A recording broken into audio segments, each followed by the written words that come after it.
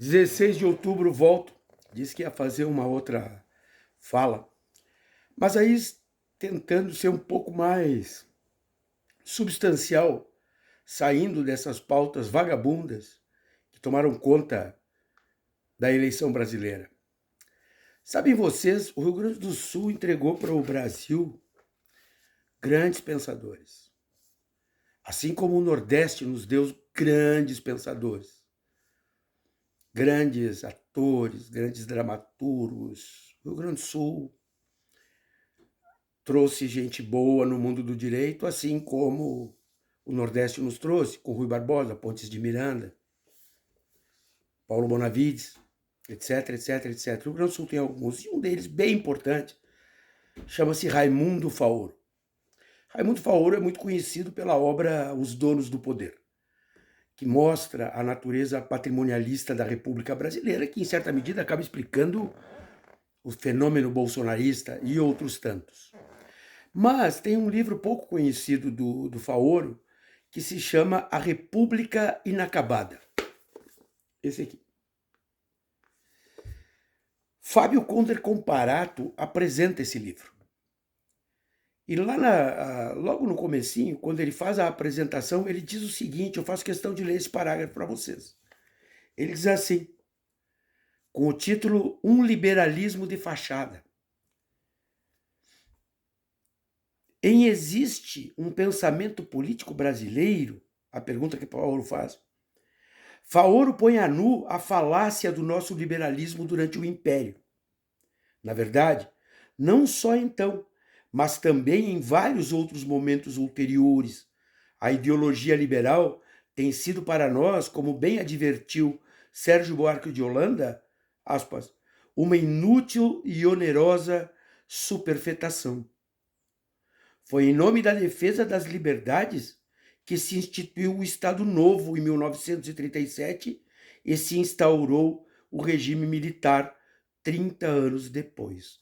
Fábio Conder Comparato, apresentando Raimundo Faoro na República Inacabada. Este período que o Brasil está passando exige muita reflexão. Exige que nós saibamos diferenciar os intelectuais de aluguel, aqueles que locam o seu conhecimento por conta de bolsas e bolsas de dinheiro, os institutos millenniums da vida, que financiam intelectuais de aluguel. Alguns não são só de aluguel, são de arrabalde, de tão vagabundos que são, mas são fiéis e leais a quem lhes paga. A intelectualidade brasileira está em dívida com o Brasil. Nós precisamos compreender melhor o nosso país e a nossa formação social. Ora, quando nesta campanha se posicionam em flancos diametralmente opostos àquilo que de mais sério existe na inteligência brasileira e aquilo que de mais podre tem nesta mesma inteligência, nós precisamos pensar. Quando eu digo nós que temos a pretensão de alguma maneira, contribuir para a formação do nosso povo, para a formação do nosso país, para a construção dos nossos futuros.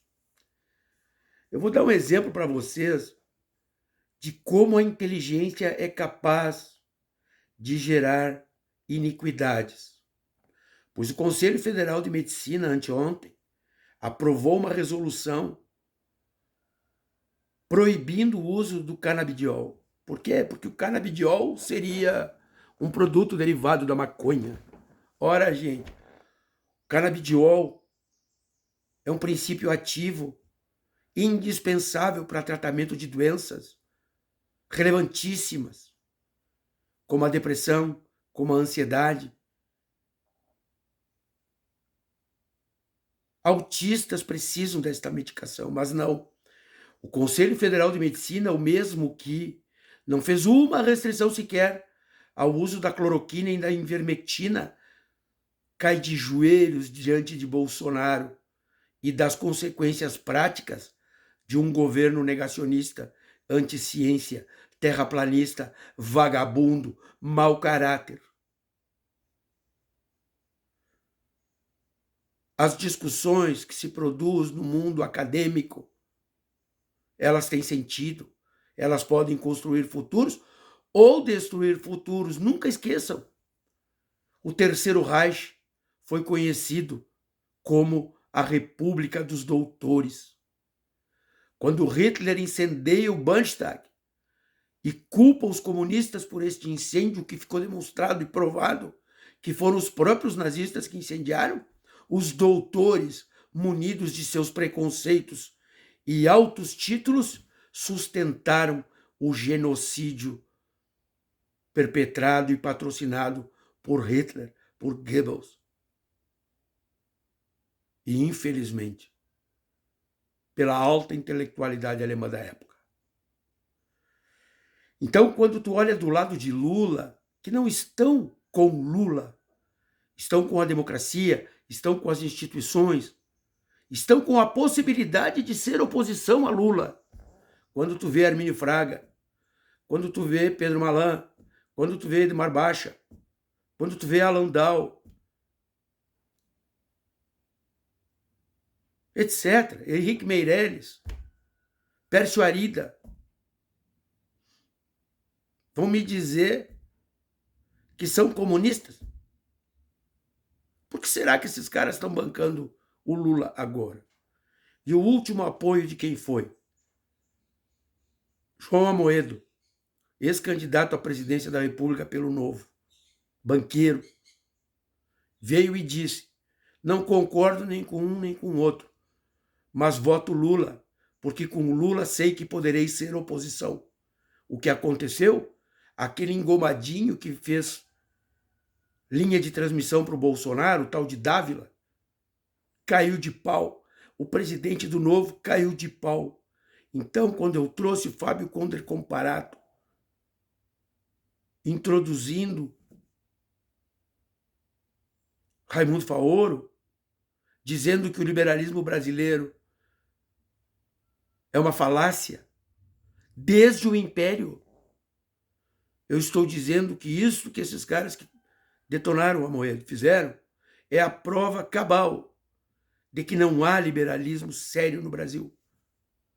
Não há elite econômica no Brasil. O que existem são endinheirados. E a diferença entre os endinheirados e os pobres, você sabe o que é? É que pobre só não tem dinheiro, tem consciência. E os endinheirados são tão pobres, que eles só têm mansões, carrões e ignorância. É muito importante a adesão do Amoedo à campanha pela democracia, pela defesa da institucionalidade, pela defesa de um futuro possível. É isso que ele diz. Não concordo nem com um e nem com o outro, mas com Lula tenho a certeza que poderei fazer oposição. Então, para quem tem um mínimo de honestidade intelectual, veja quem está do lado de quem. Não é problema, eu fico com Pedro Malan. Quem quer ficar com o periquito da Havan, fica. Eu fico com Fernando Henrique Cardoso. Quem quer ficar com o bosta da Morbai, fica. Não é problema. O problema é se negar a reconhecer a encruzilhada em que nós, sociedades, botamos o Brasil. E claro, eu sou um cara que gosto de andar armado. E é calibre altíssimo, muito pesado. Não é para qualquer um usar. Mas também, esta arma é a arma que pode nos fazer vencer. Não é à toa que Bolsonaro detona a cultura e a educação. Pensemos, é domingo.